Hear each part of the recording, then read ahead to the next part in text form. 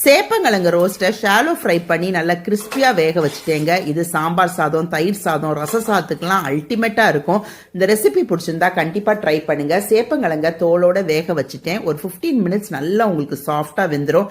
அதை பொடி துண்டுகளாக கட் பண்ணி எடுத்துட்டேன். சேப்பங்கிழங்குல அதிகமான விட்டமின்ஸ், மினரல்ஸ், பாலிஃபினால்ஸ்லாம் உண்டுங்க. இது கேன்சரை ப்ரிவென்ட் பண்ண உதவுது. அது மட்டும் இல்லை, ரெசிஸ்டன்ஸ் ஸ்டார்ச் அதிகமாக இருக்கிறதால ஹார்ட் பேஷண்ட்ஸ், டயபெட்டிஸ் பேஷண்ட்ஸ்லாம் எடுத்துக்கலாம். தேங்காய் கடாயில் ஆட் பண்ணி கடுகு, உளுந்து, சீரகம், காஞ்ச மிளகாவை பொரிய விட்ட பிறகு 2 டேபிள் ஸ்பூன் கடலை மாவை தான் ஆட் பண்ணி ஃப்ரை பண்ணுறேன். இதோட மஞ்சத்தூளும் மிளகாத்தூளையும் தேவைக்கேற்ற மாதிரி ஆட் பண்ணிக்கோங்க.